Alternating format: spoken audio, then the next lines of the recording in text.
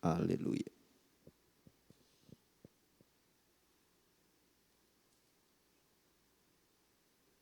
Saiu aqui, Fá.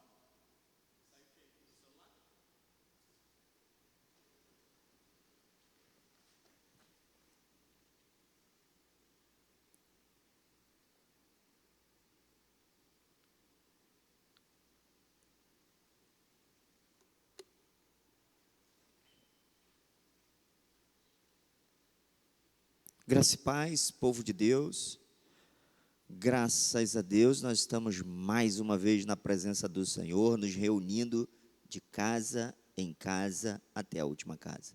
E agora é a hora da reflexão bíblica, a hora da palavra. Eu sei que você está reunido com a sua família, nesse momento abra a sua Bíblia, no livro de Números, no capítulo 20, e nós vamos ler os versículos 1 em diante.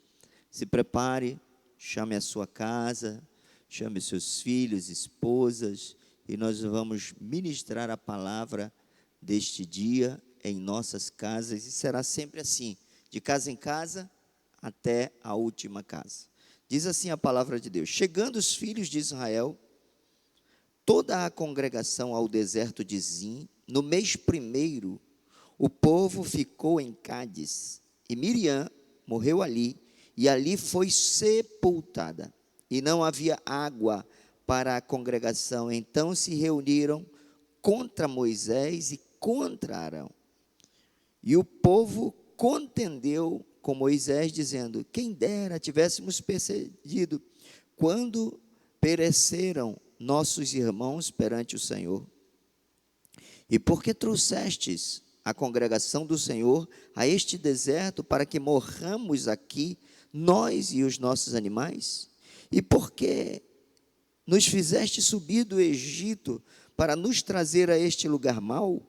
Lugar onde não há semente, não há figo, não há vides, não há romã, não tem águas para nós bebermos?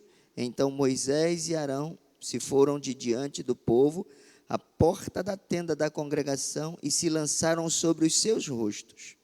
E a glória do Senhor lhes apareceu. E o Senhor falou a Moisés, dizendo: toma a vara e ajunta a congregação, tu e Arão, teu irmão, e falai a rocha perante os teus olhos, e dará a sua água. Assim lhes tirarás água da rocha, e darás a beber à congregação e aos seus animais. Então Moisés tomou a vara de diante do Senhor, como lhe tinha ordenado o Senhor. E Moisés e Arão reuniram a congregação diante da rocha, e Moisés disse-lhes: ouvi agora, rebeldes, porventura tiraremos águas dessa rocha para vós? Então Moisés levantou a sua mão e feriu a rocha 2 vezes com a sua vara, e saiu muita água, e bebeu a congregação e os seus animais. E o Senhor disse a Moisés e a Arão: porquanto não crestes em mim, para me santificardes diante dos filhos de Israel, por isso não introduzireis esta congregação na terra que lhes tenho dado. Estas são as águas de Meribá, porque os filhos de Israel contenderam com o Senhor e se santificou neles. Aleluia, glória a Deus. Vamos orar. Feche seus olhos. Vamos buscar a face de Deus, vamos buscar a presença de Deus, e certamente o Senhor nos trará uma revelação neste texto lido. Pai, muito obrigado por estarmos, Deus, vivendo este tempo, porque a Tua palavra diz que em tudo nós devemos dar glória. A Tua palavra, Senhor, nos adverte que todas as coisas cooperam para o bem daqueles que amam a Deus.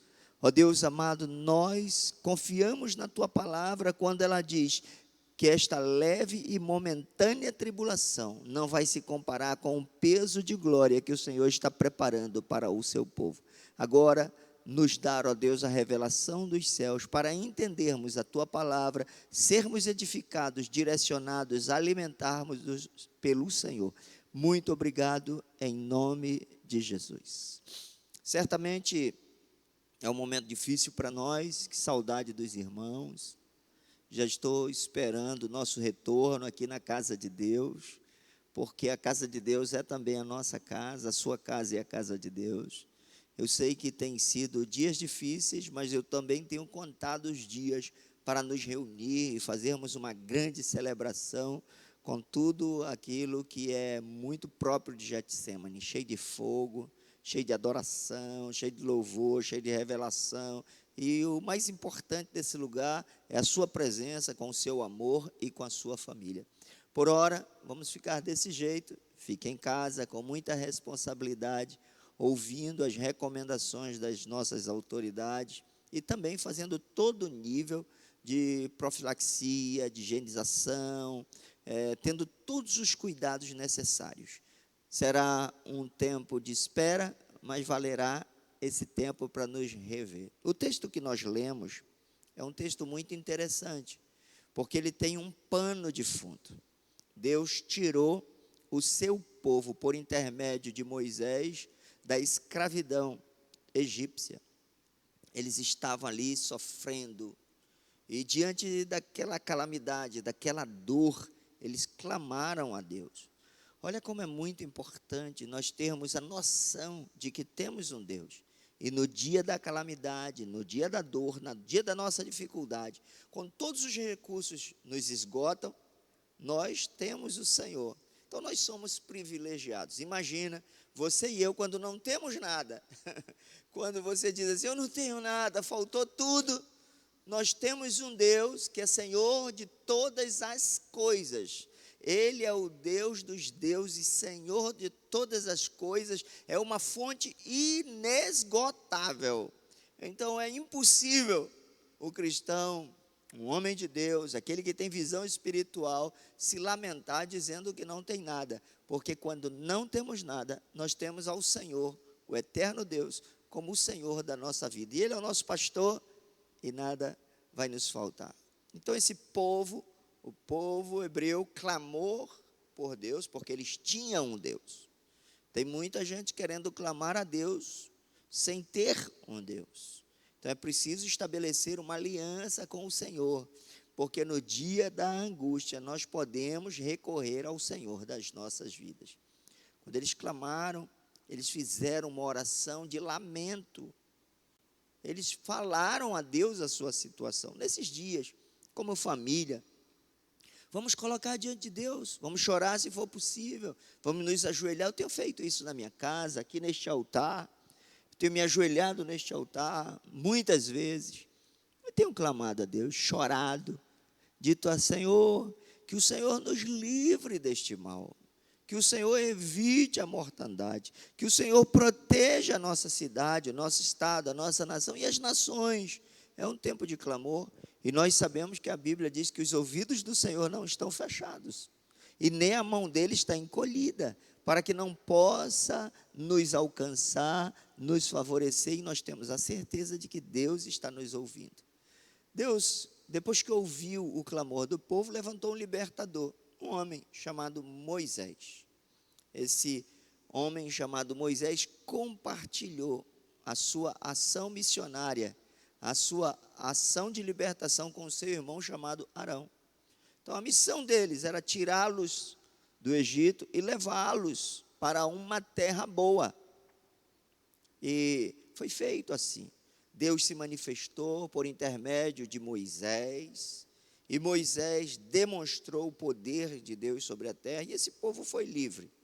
Vocês conhecem um pouco da história, mas eles caminharam, e num determinado momento desta viagem, indo para a terra que mana leite e mel, indo para a terra da promessa, saindo da escravidão, daquele momento que tinha antecedido a essa caminhada no deserto, eles passaram por muitas privações.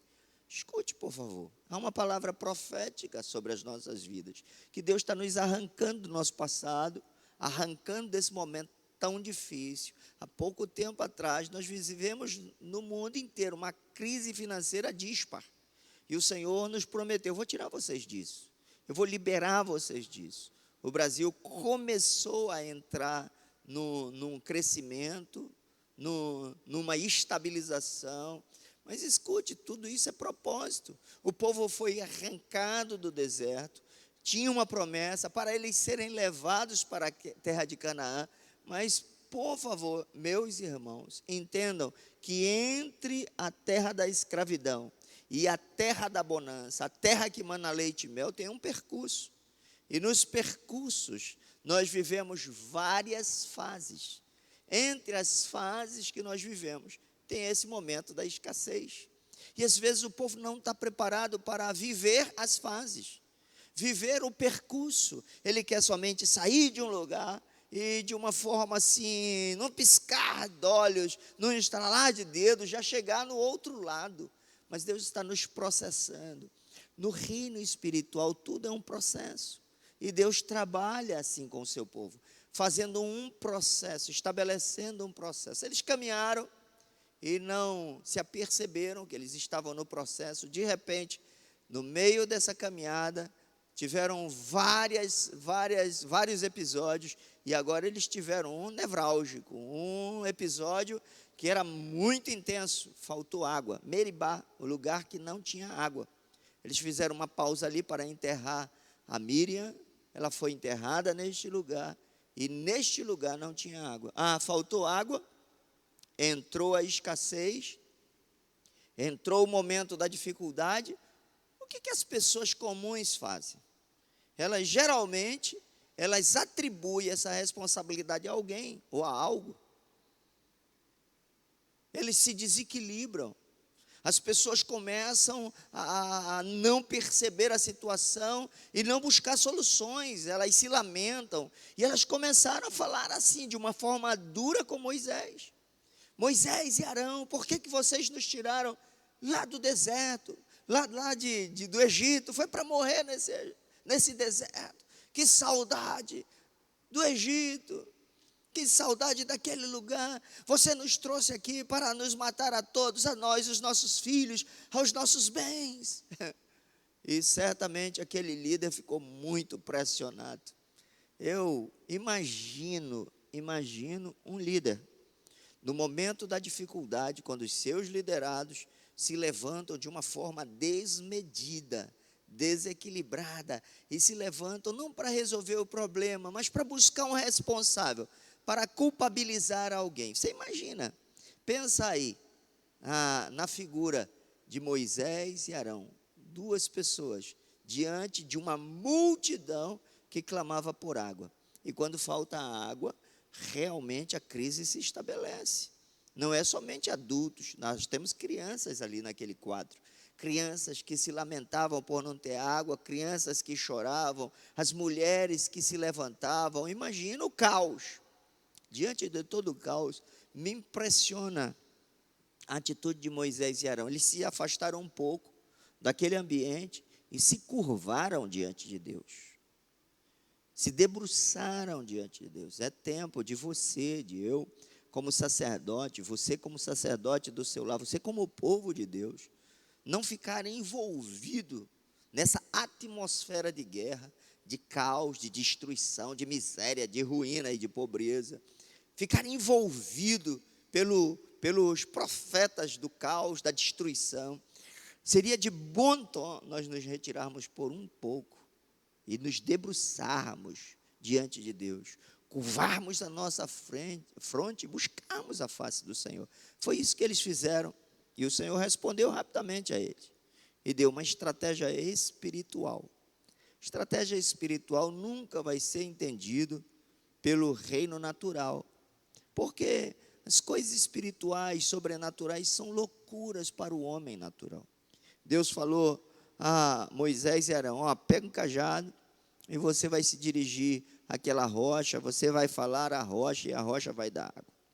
E eles fizeram isso, pegaram o cajado, se dirigiram à rocha, mas Moisés naquele momento estava descompensado.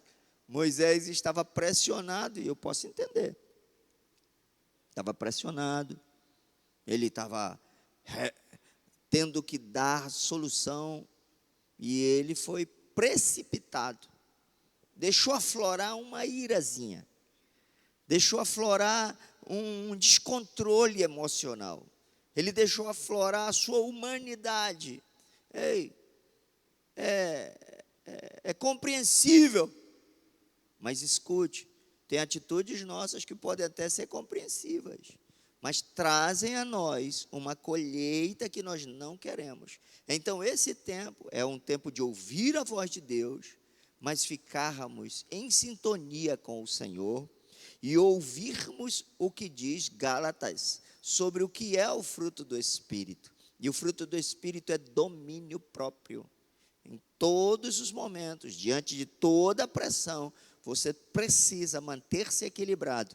E se você não tem esse autocontrole, peça para o Espírito Santo lhe dirigir, porque nesse tempo o Espírito Santo vai tomar a dianteira da nossa vida, ele vai interceder por nós. Se você não sabe o que dizer, peça ao Espírito Santo, eu não sei o que eu dizer nesse momento, eu não sei como falar à minha esposa, eu estou muito nervoso, eu estou muito pressionado, e o Espírito Santo, a Bíblia diz que ele nos guia a toda a verdade, ele vai dar a tonalidade correta, para que nós, nesse momento de dificuldade, não façamos nada que venha trazer sobre nós e sobre a vida da nossa família uma colheita que nós não desejamos. Olha a atitude de Moisés. Estava pressionado, como eu já falei, é compreensível, mas ele feriu a rocha. E de uma forma violenta ele feriu, e até fez uma declaração que desautorizava o Senhor.